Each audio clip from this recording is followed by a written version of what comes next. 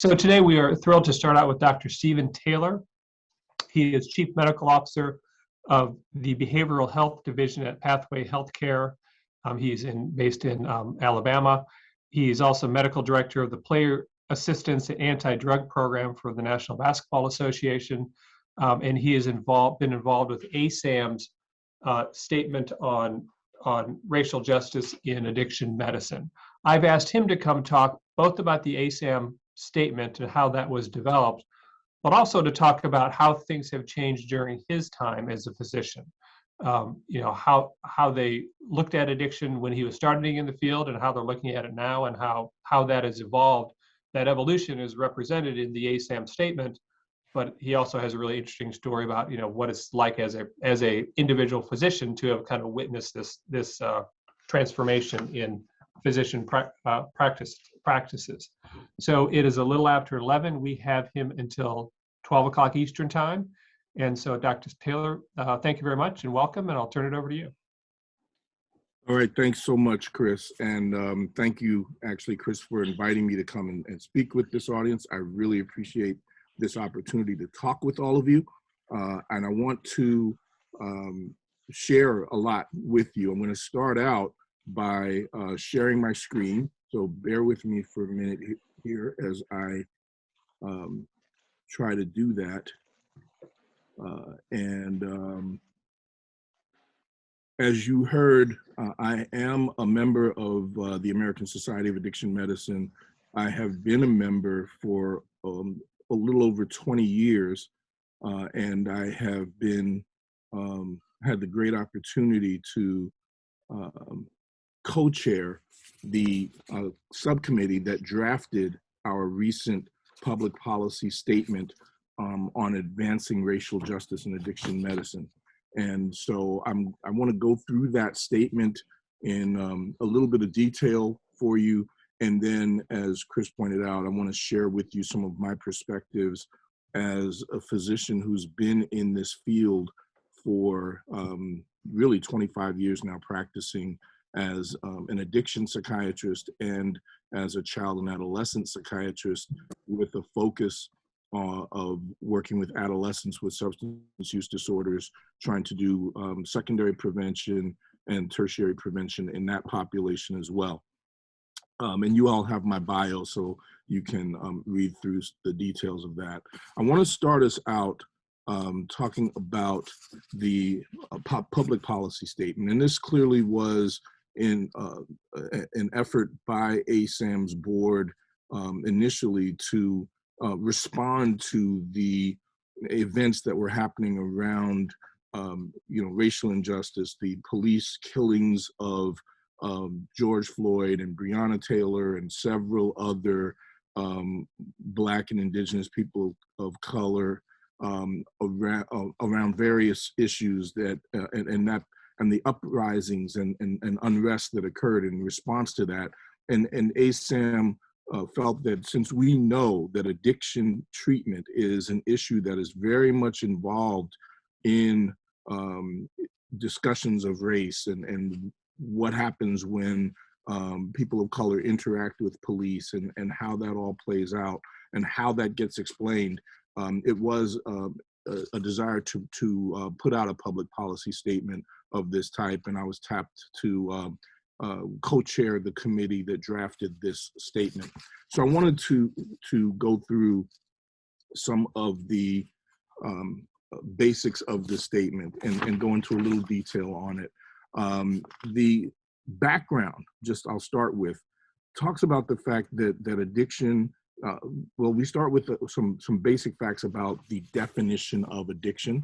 And I think that's really important just to recognize that part of the definition of addiction is that addiction involves complex interactions among an individual's brain circuits, genetics, the environment, and their life experiences. So some of you may have heard a lot of people in the addiction world focus a lot on the fact that addiction is a brain disease, and that's absolutely true. And I'll come back to that point in a little while. But it's also very important to remember that addiction is this interaction between all of these other factors. Like I said, an individual's brain circuits, genetics, environment, and their life experiences.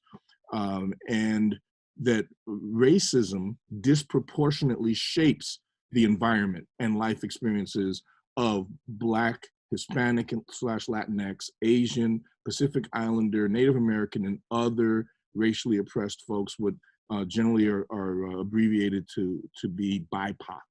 And by the way, before I go further, I just want to say, if people have questions or comments as I'm proceeding, please go ahead and raise your Zoom hand, and Chris Adams will take your questions, and we'll go along the way. I'll stop and answer questions that you have. You don't necessarily have to hold them to the end. I kind of would like for this to be a dialogue as much as possible, so you can ask your questions as you think of them. So I just wanted to make sure that people understand that racism disproportionately shapes the environment and the life experiences of BIPOC, Black, Indigenous, and other people of color, and then we just define what systemic racism is. And it's been defined as a system in which public policies, institutional practices, cultural representations, and other norms work in various, often reinforcing ways to perpetuate racial group inequity. And that's part of that definition. And so we use that term, we wanted to define that term, and we wanted to point out, as you see here on the slide, that systemic racism is a social determinant of health, and that social determinant of health has had profound deleterious effects on the lives and health of Black, Indigenous, and other people of color. So our goal in writing this public policy statement, and in fact developing what's going to be a series of public policy statements, this being the first of what we anticipate will be a total of 3 statements, is to really increase structural competency. We want to, and we define structural competency as the capacity to recognize and respond to health and illness as the downstream effects of broad social, political, and economic structures among addiction medicine professionals, public health authorities, policymakers, and others with societal influence or authority. And so one of the important things to notice in this statement is that we are starting with ourselves. We're starting with those of us who work as practitioners in the addiction medicine field. And that's really important, because in the process of having this entire organization, its board of directors, its public policy committee, and all of the other important players within ASAM, part of the process of getting this statement reviewed and revised and prepared for us to release it meant that there was quite a bit of soul searching among the members of ASAM, because we recognize that many of us have been part and parcel of a system that has accepted the systemic racism in our society, and the way that systemic racism has affected BIPOC individuals and has affected the experience that BIPOC individuals have, both in terms of suffering from addiction disorders and the experience they have when they come to seek treatment for addiction disorders.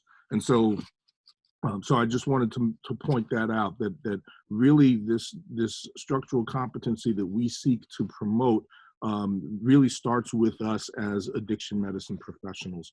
But again, we then talk about the public health authorities, policymakers, and others with societal influence or authority. ASAM does recognize that the racism and discrimination that BIPOC patients, their families, and those of us who are BIPOC addiction medicine professionals, the racism that we experience is a daily event. That's something that is a daily part of our experience. And I think we've seen in recent events that have been in the media the way some of that plays out, and I'll come back to that shortly. We've seen it in the form of disproportionate incarceration of BIPOC individuals who have the disease of addiction. We've seen it in the form of treatment barriers for many people who are BIPOC folks who are seeking to get treatment.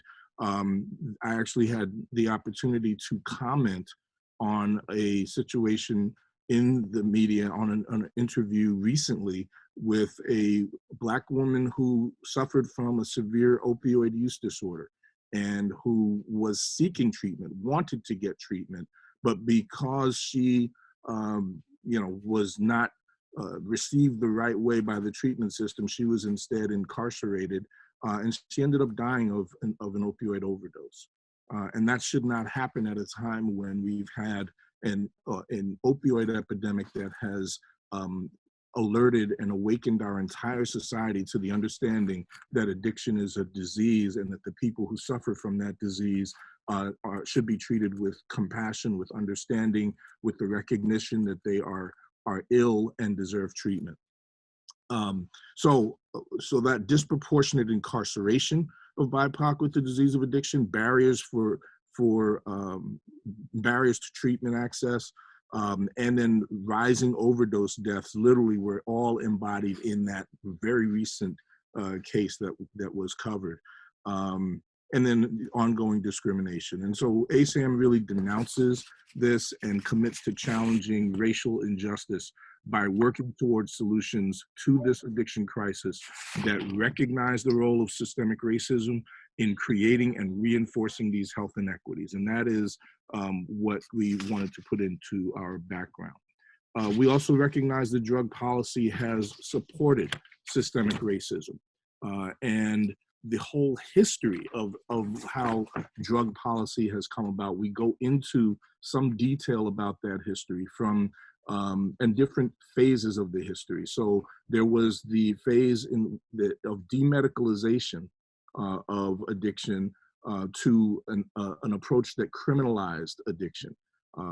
Addiction, if you think about it, addiction is the one illness for which people who have that illness are by definition engaging in criminal behavior because it has been criminalized and it is considered a crime, and because the drugs that people can so often get addicted to are illegal drugs. That era, the initial era of going from medicalization to criminalization of addiction, ended with the passage of the 1914 Harrison Narcotic Tax Act, which was dominated by explicit racism directed against Asian people, Hispanic and Latinx labor, and Black men, and then concern about women who were stolen into, quote, white slavery. And we, of course, have references for all of this that we refer to.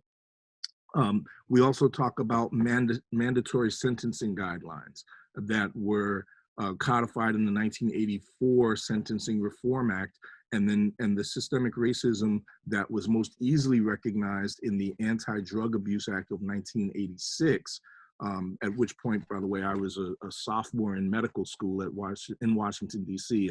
at Howard University College of Medicine.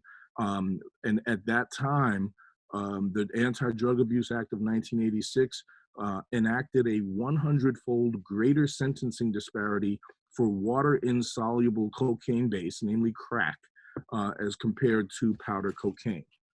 So if a person was using crack cocaine, they had a 100-fold greater sentencing disparity as compared to someone who was using powder cocaine. Then we had an era in the rest of the 80s and into the 90s in which the focus was on law enforcement and not on recognizing addiction as an illness. Media portrayals of Black and Hispanic people in particular who used heroin were painting them as criminals. And then, of course, as we moved into the 90s and we got into the beginnings of the opioid epidemic, we saw that white people who were seen as the prototype of people who suffered from opioid use disorder were projected to be sympathetic victims.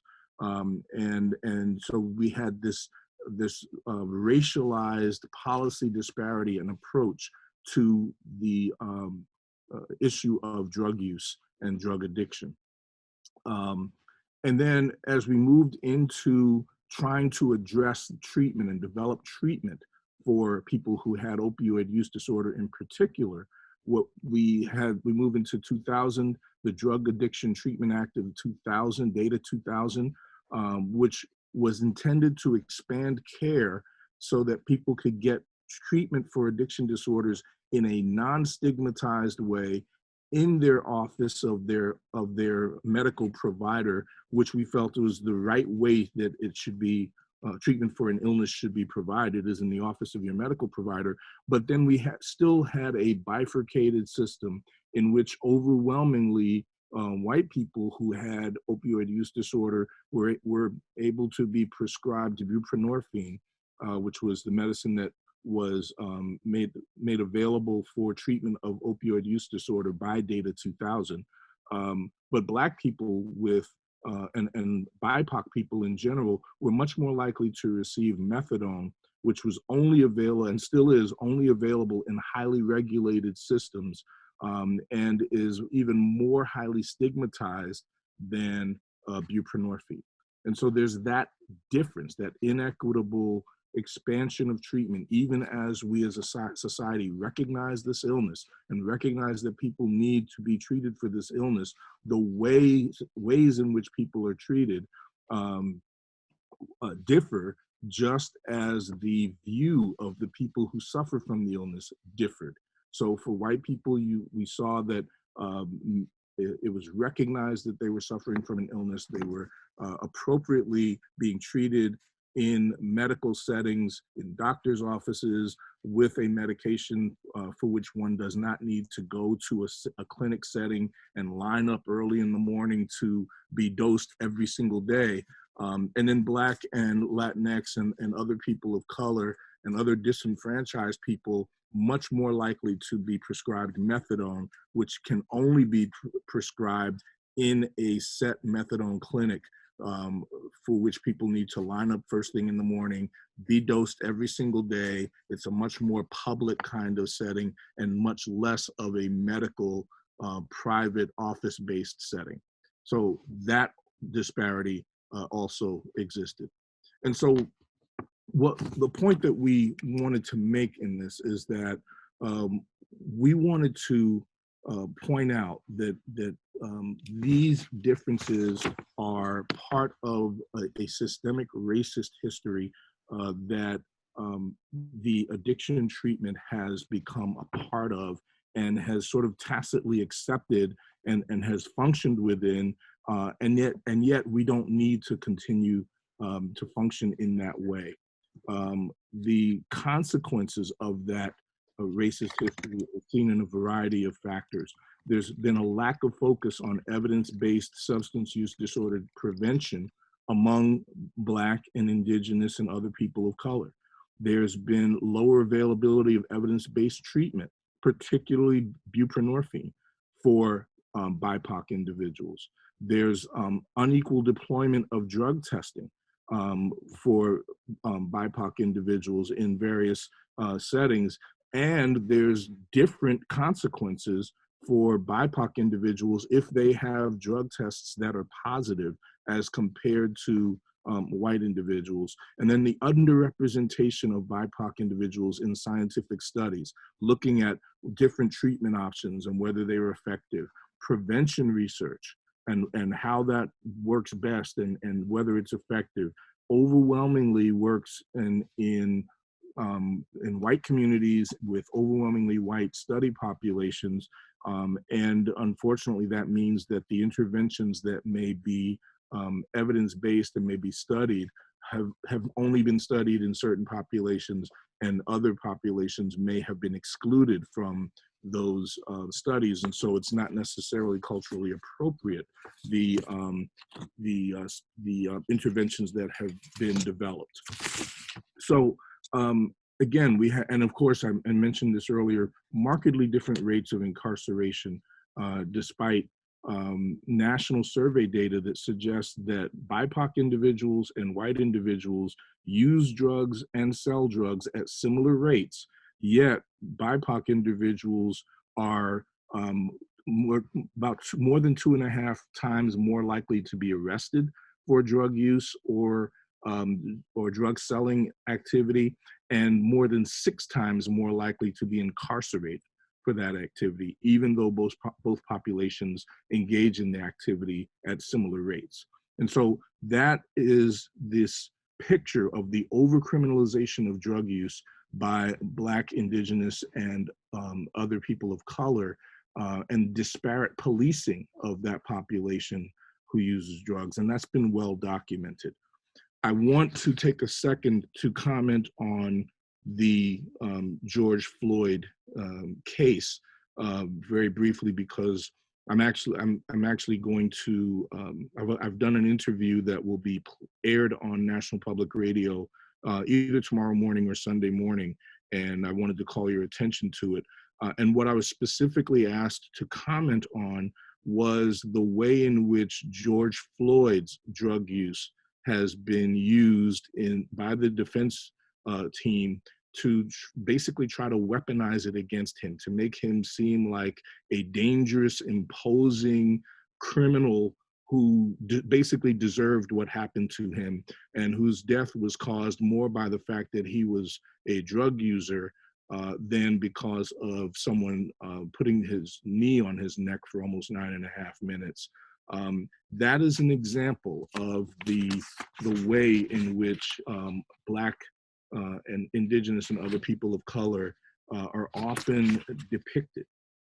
And it's been in the playbook of police when there's an attempt to defend a police officer after a police-involved killing of a Black person, is to portray that Black person in a way that is as unsympathetic, as imposing, as dangerous as possible. And the use of drugs and the presence of a substance use disorder in that person's history, as we saw with George Floyd, was, instead of recognizing him as someone who had a chronic, potentially relapsing brain disease that is characterized for most people by cycles of relapse and wellness, recurrence of illness and remission from the illness, like any chronic disease is characterized by.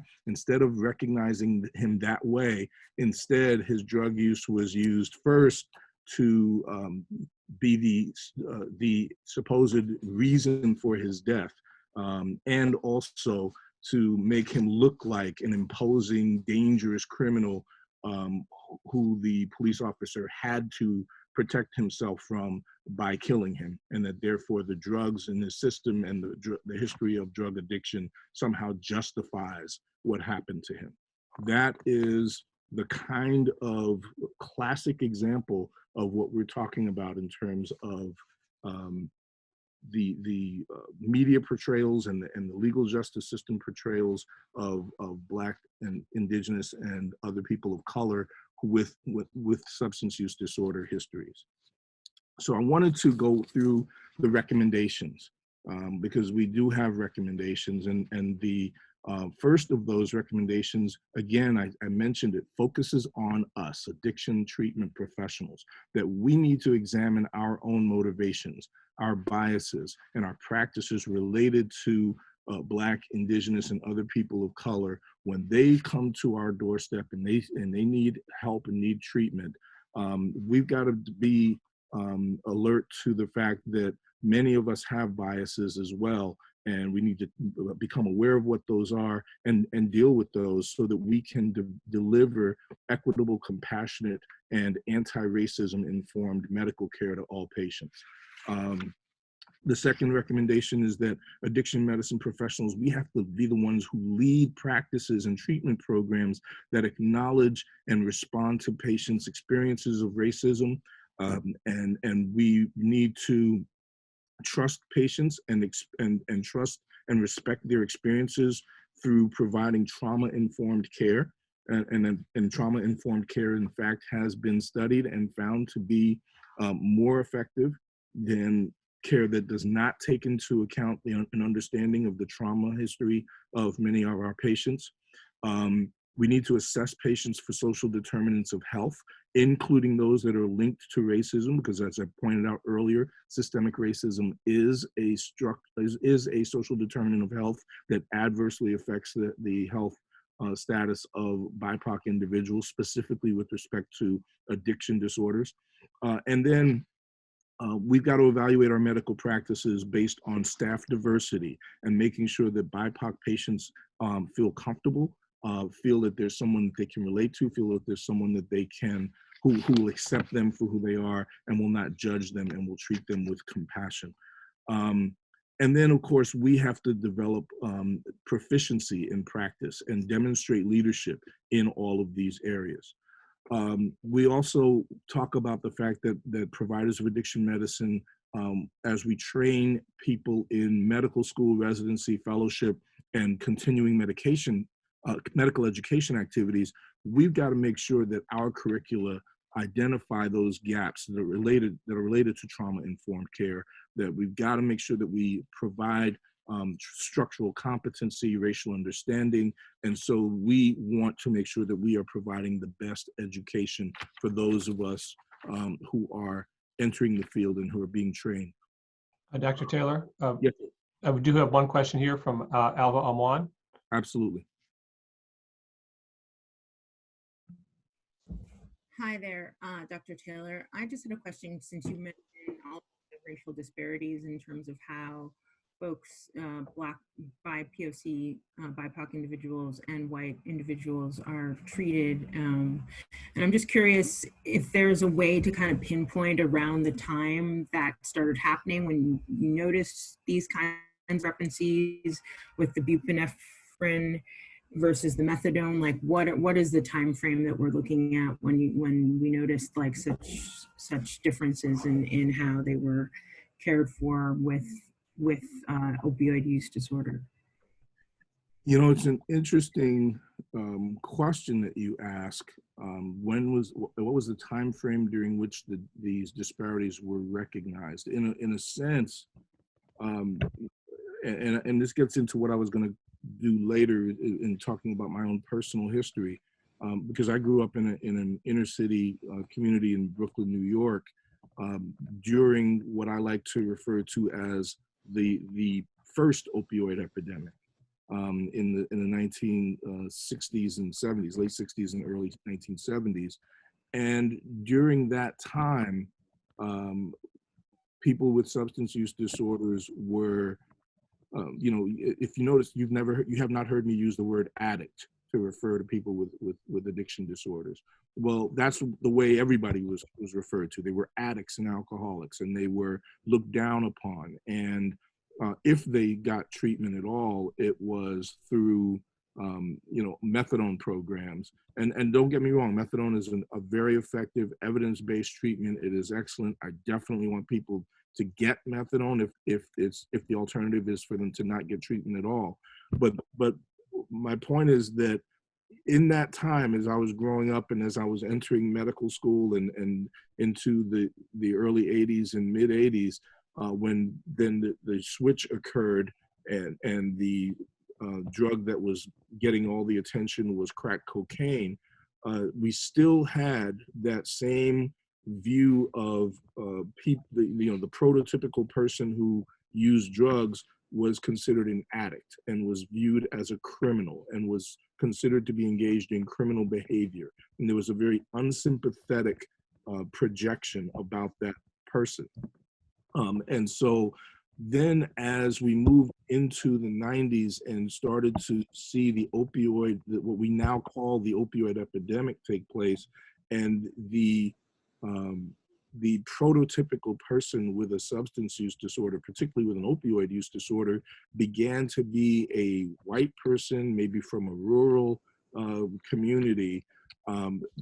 What those of us in the field had been saying literally for decades, from the time we were first, I know from the time I first entered the field, I had been saying, hey, look, people who have addiction are not to be looked down on. They should be treated as people with an illness, and they should be treated with compassion. All of a sudden, we started to notice, hey, wow, it seems like everybody's listening to us now. it seems like the media is portraying people in a way that is sympathetic. You're hearing other doctors, and you're hearing people in the legal system and in Congress, and everybody seems to now be talking about people with substance use disorders in this understanding, compassionate way that they have an illness. And I remember, as far back as 10 or 15 years ago, sort of applauding the fact that finally people are talking about people with substance use disorder in the ways that they should, as people who have an illness and who should be treated with compassion and concern. And folks would push back and would say, well, where was all of that when during the crack epidemic?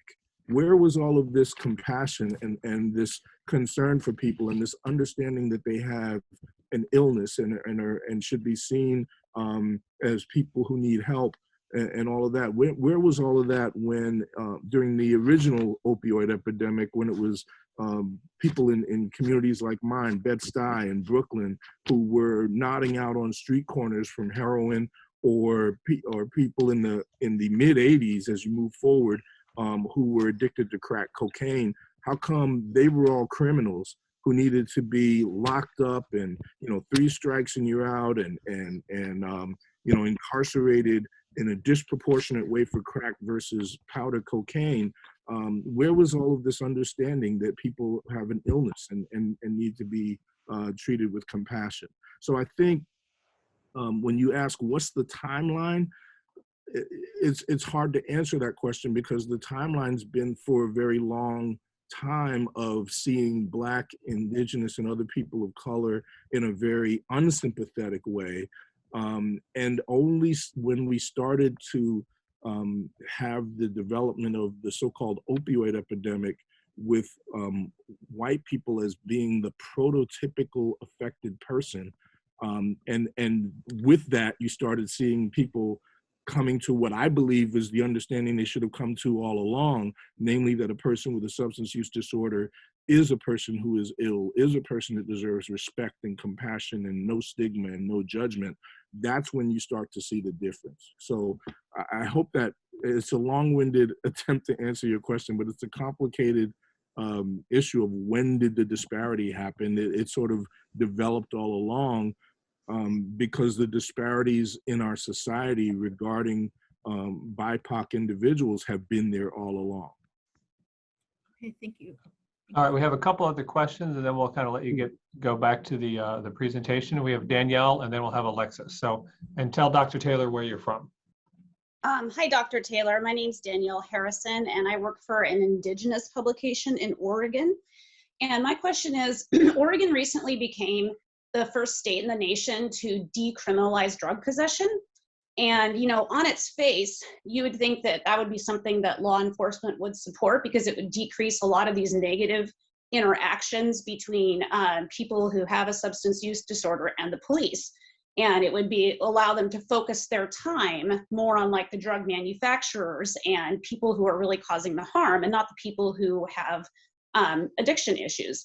But every single law enforcement person I have asked has not been in support of this at all.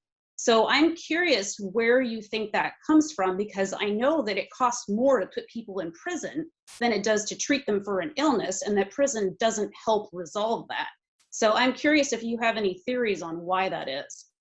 I do have theories on it, because as addiction treatment professionals, we have long had discussions about whether or not drugs should be not just decriminalized, but legalized, and not just marijuana, but all drugs. And I remember a long time ago, I did my fellowship in addiction psychiatry at New York University Medical Center, Bellevue Hospital in New York. Back in the mid-90s is when I was doing that fellowship. And the fellowship that I almost went to was the one at Columbia University, and that was led by a man named Dr. Herb Kleber, who was a real giant in the field of addiction medicine. And he passed away recently, but he was a real giant in the field, as was the guy I trained under, Dr. Mark Gallanter. But Dr. Kleber once gave a talk and on this topic, and I asked him specifically, doesn't it make sense to legalize drugs if we want to decrease the stigma around drug use and just treat people who have an illness for that illness, and also decrease the harm regarding the whole drug trafficking and drug trade and all of that. And Dr. Kleber's response was, you will decrease the harm regarding the whole legal involvement, the drug trafficking and all of that.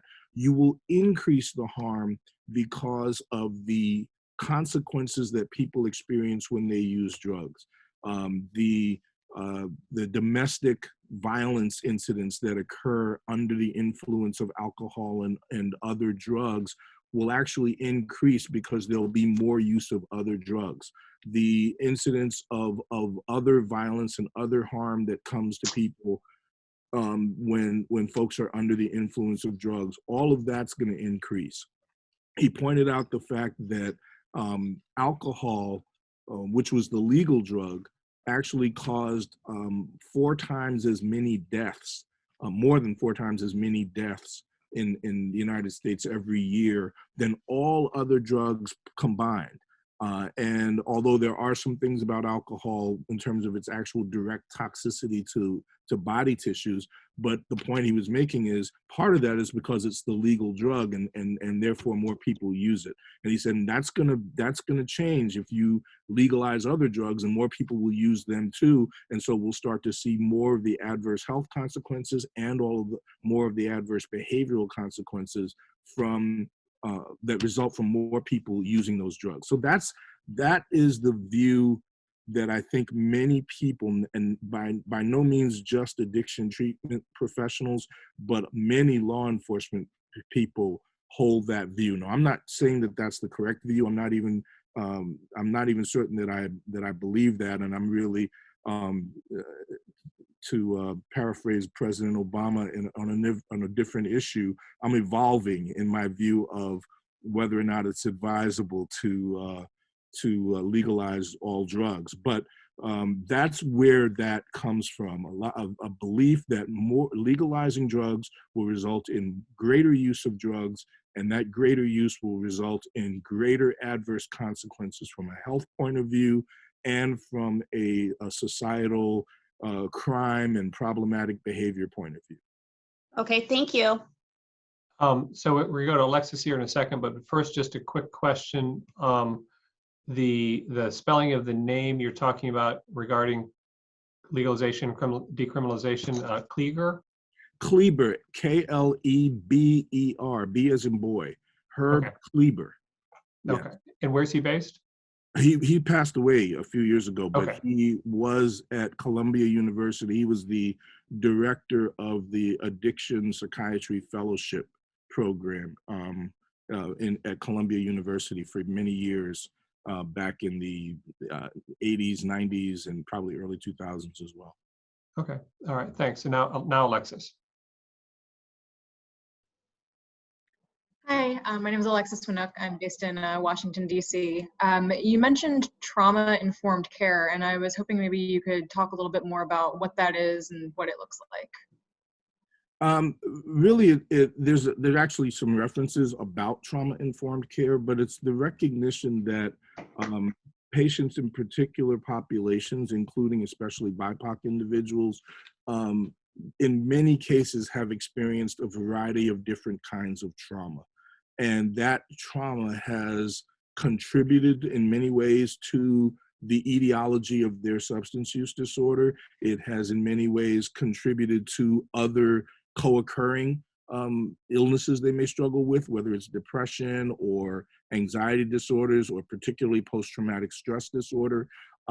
We in addiction know that we cannot properly or adequately provide treatment for anyone for an addiction disorder if we have not also recognized and diagnosed and provided co-occurring integrated treatment for the other illnesses they may have including depression or anxiety or post-traumatic stress disorder or what have you. So you gotta have an understanding of the fact that people are coming from a background and from environments and from lifestyles that are traumatizing to them.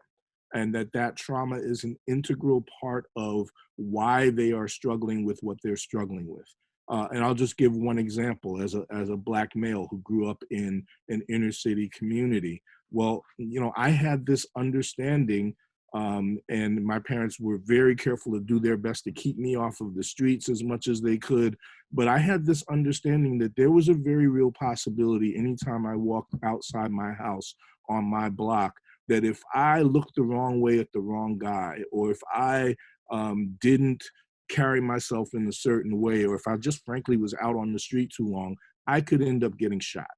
Okay, there is a well-known sort of notion among many young Black men in poor Black inner city communities.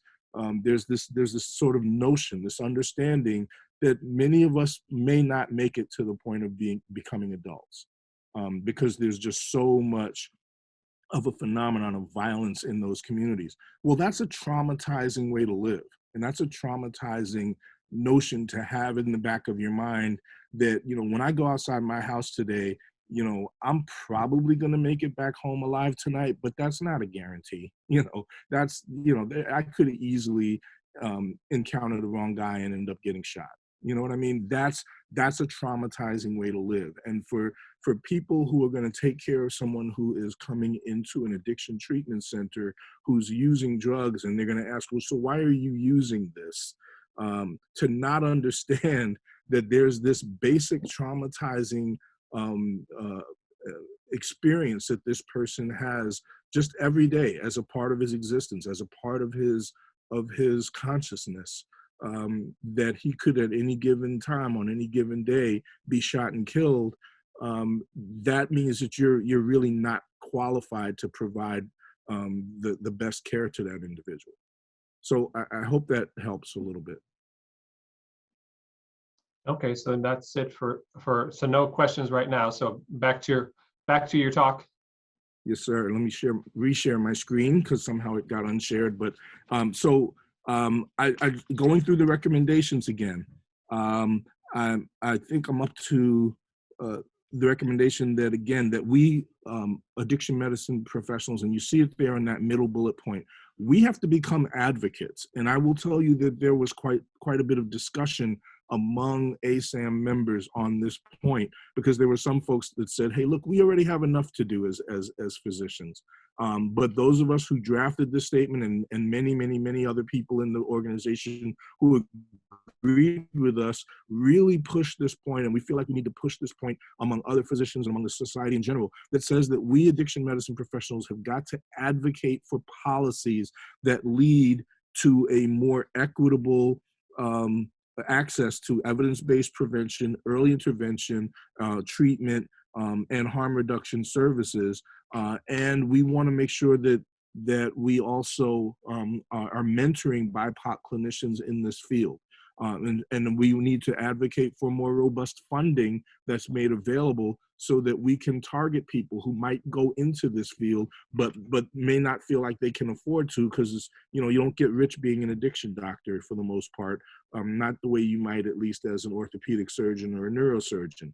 And so we wanted to point that out. And then, of course, I mentioned the other point there about ensuring that we advocate for people to have equitable access to evidence-based services. So I wanted to point out again, so much of this we're focused on what we need to do in the field.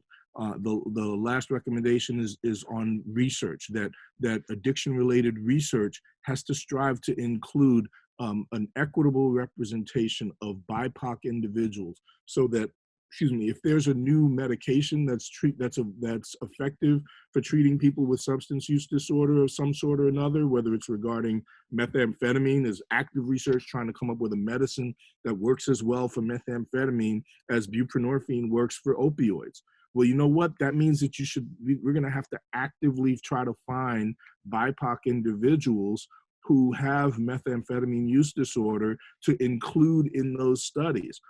Because if we do studies that have 90-something% white subjects in those studies, then whatever we learn may or may not be relevant or applicable to the treatment of BIPOC folks who have methamphetamine use disorder. So just as an example, that's another thing that we feel is absolutely necessary. So those are some of the highlights of the recommendations. I wanted to also just say this, and I'm going to unshare my screen since we're done with the slides at this point. In terms of my experience, and I've gone into it a little bit in answering some of the questions,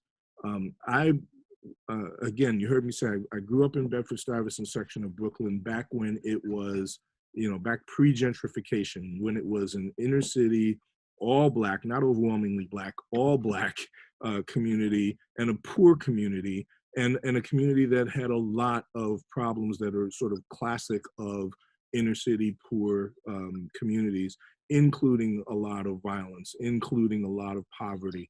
And I then, again, got a chance to go away to college and went to medical school right down there in DC, where many of you are, and then did my training at NYU Bellevue for addiction.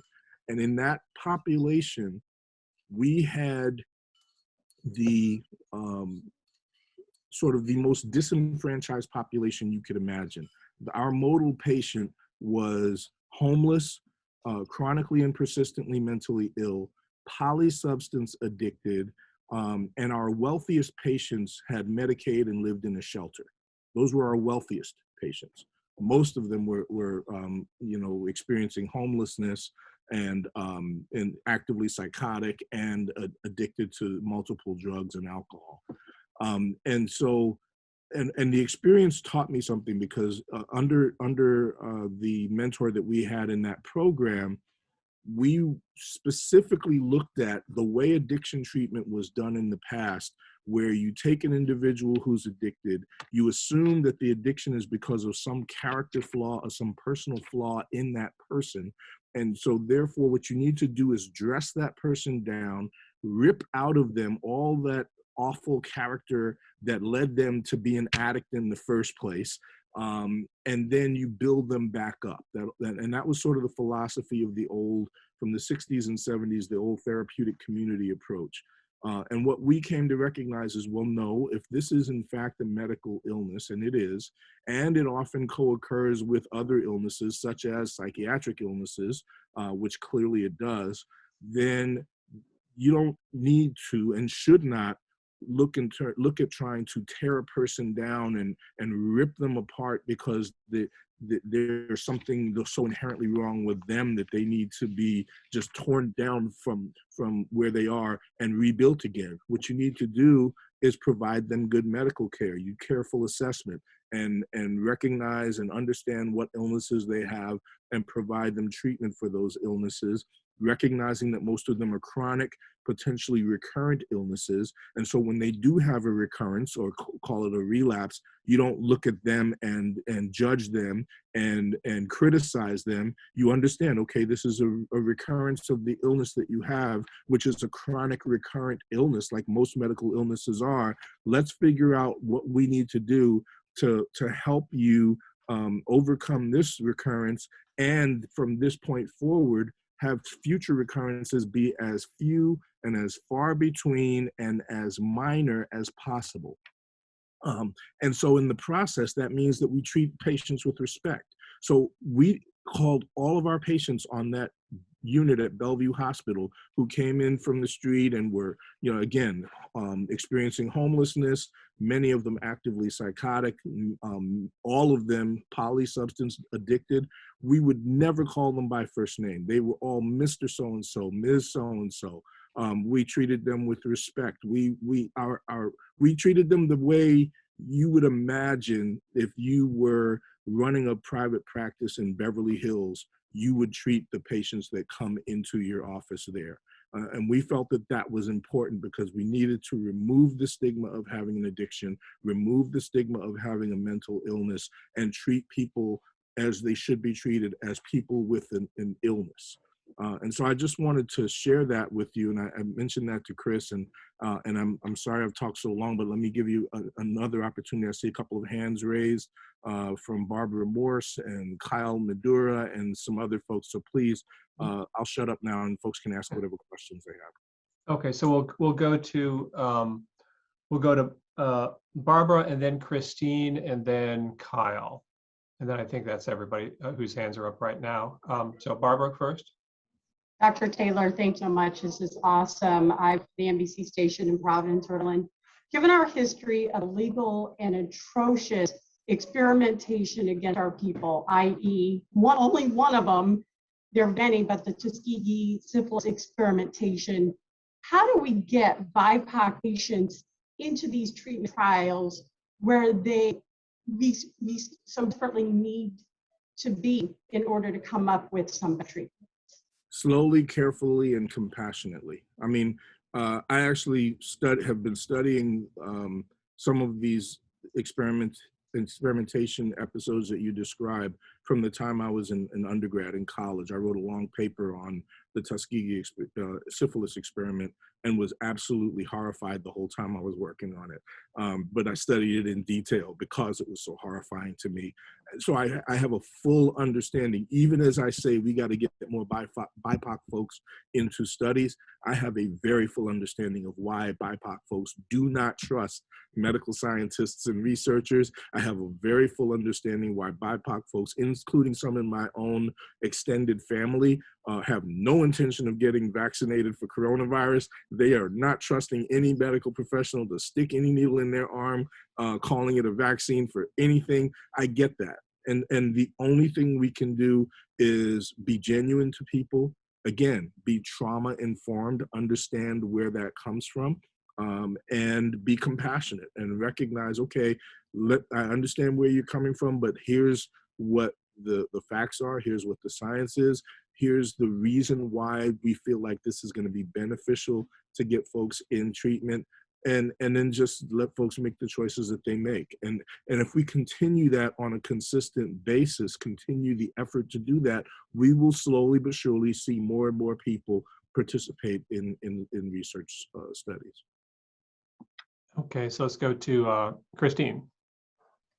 Well, I just had a question about if there were, you mentioned policies need to change to make access to treatment more equitable, harm prevention, harm reduction, and other prevention. What are there maybe one, two, or a handful of specific policies that you would like to see changed right now, or if you had the power to do that, what would they be? One of them would, you mentioned it actually, thank you for mentioning it, for helping me answer your own question, harm reduction policies. There are what used to be called needle exchange, but now are referred to as, make sure I get this right, the terminology right, overdose prevention sites. That there are several of them throughout Europe, and there's data on them that demonstrate that they prevent the spread of disease, and they prevent overdose. In this country, the ones that exist are illegal, and they have to be hidden.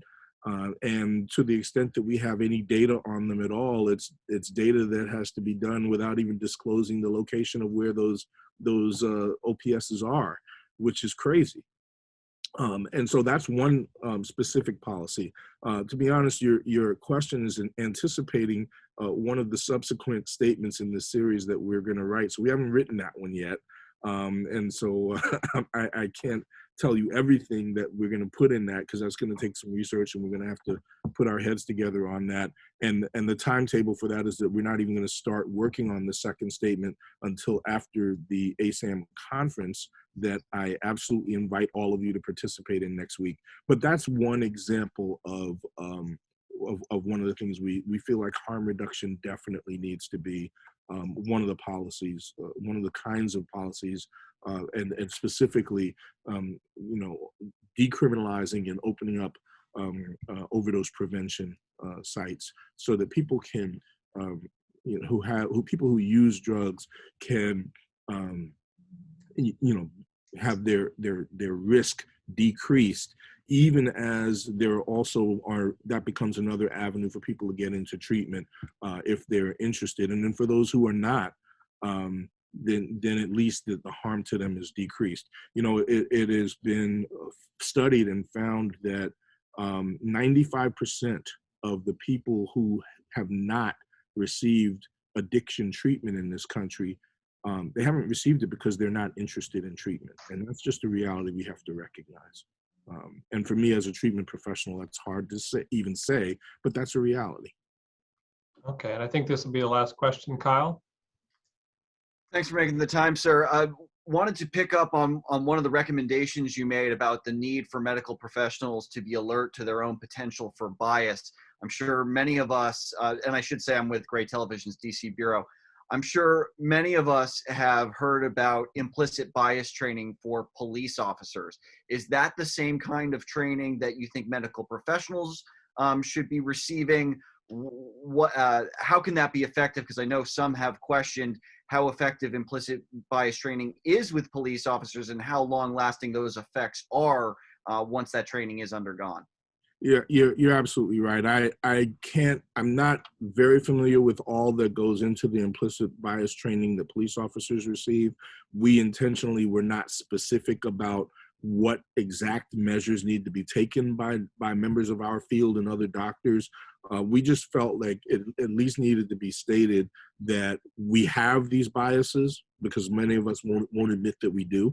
You know, doctors go into what we go into because we have a desire to help people. So most of us won't even acknowledge the fact that we have biases, won't even admit, particularly those of us in the addiction world who already see ourselves as devoted to taking care of a population that other people stigmatize. We see ourselves as the ones who don't stigmatize them, who don't look down on them. So many of us see ourselves as the enlightened few, and yet we wanted to point out, no, well, even among us, there's a lot of unconscious bias, particularly against BIPOC individuals. So really what we wanted to do is just let people know we have that bias and we need to start addressing it and looking at it and trying to figure out, what we need to do to deal with it. But we weren't specific, and we didn't really contemplate specific measures for how to do so. I have to be honest.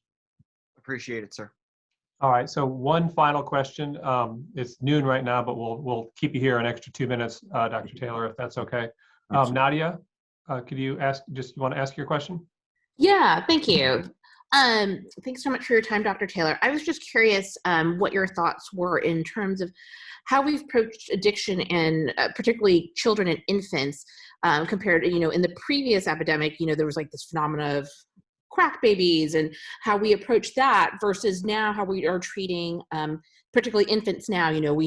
There's an approach to neonatal abstinence syndrome and a lot more, I guess, of a scientific approach. And I'm curious what you think the impacts of that may be on how it potentially may have prolonged either the epidemic then and what the impact now may be as well. Well, Nadia is from CNN, by the way. Oh, sorry. Yes, I'm from CNN. Apologies. Good to meet you. Look, we do know that the number one risk factor for a person to develop an addiction disorder is to have a parent who has or has had an addiction disorder. So children, babies who are born with drugs in their system have that inherent increased risk, okay? Because they have a parent, obviously, who's got a substance use disorder. Beyond that, though, it's not fully understood to what extent the actual presence of drugs in their system when born, what kind of risk that confers on them in addition to the risk of just having a parent, a biological parent who has a substance use disorder. When you talk about the approach to neonatal abstinence syndrome, and I want to make it clear that when you talk about the definition of addiction, those babies who are born with drugs in their system, they are not addicted. They are physiologically dependent. And we will, in treating them, we will provide them with medicines that will ease the withdrawal syndrome, yet prevent the drugs from causing them to die from respiratory suppression and the other complications of opioid drugs. but that child has been intoxicated because of the drug use of the parent, but they don't necessarily have an addiction. Addiction is a totally different clinical syndrome. And we don't know if that child's going to develop addiction, other than the fact that obviously they're at increased risk. So the thing to do, of course, is, and I'm going into my prevention hat here, we want to target people who are at increased risk. Those are the populations of folks that, as from the time they're children, should be seen as the higher risk population, the ones that we want to target with from as early as possible, education about substances, what have you, as they move into, and then also part of prevention is also improving and optimizing their education, for example, optimizing their general health. I mean, all of that, addressing if they develop mental health problems, providing appropriate and early intervention and diagnosis and treatment for those, because all of that also, leaving that not taken care of, increases the risk of a child developing a substance use disorder in adolescence. And again, remember also,